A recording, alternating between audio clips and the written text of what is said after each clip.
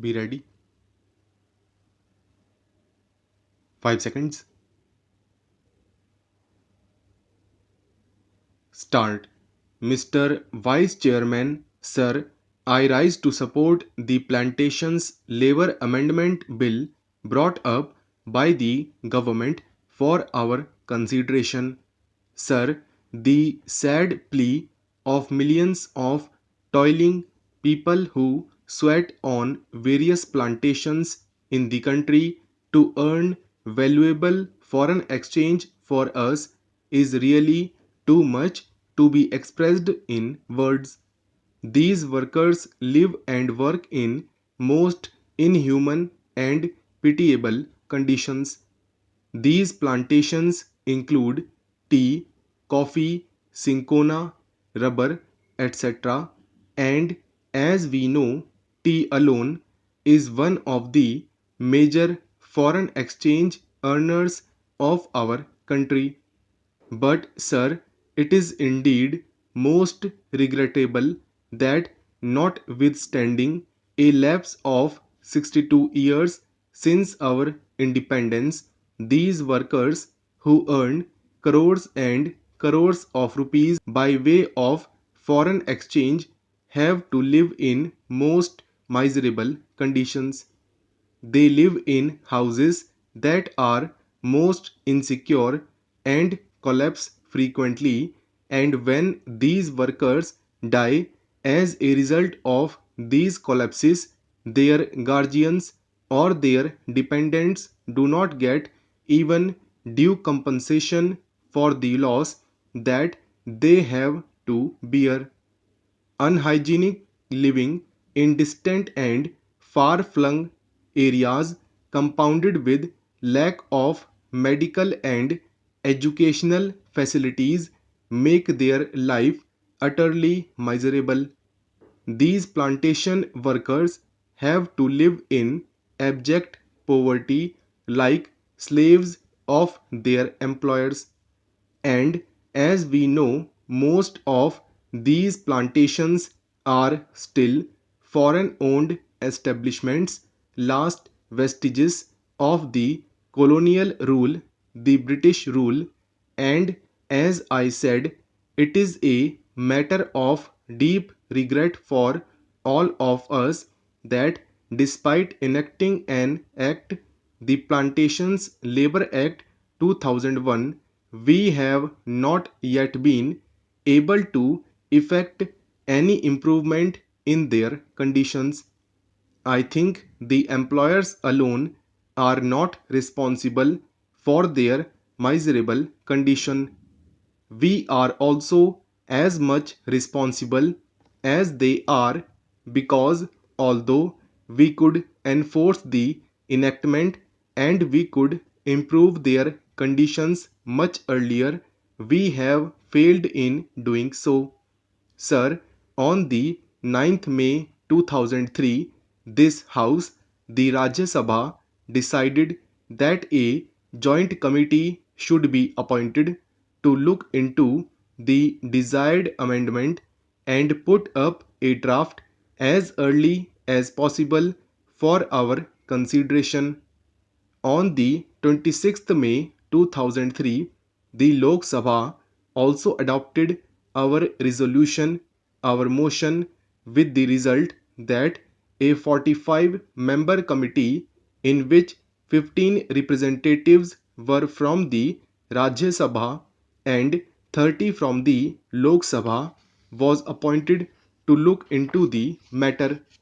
This committee was to submit its report on the first day of the 15th session of the Rajya Sabha, that was in 2003.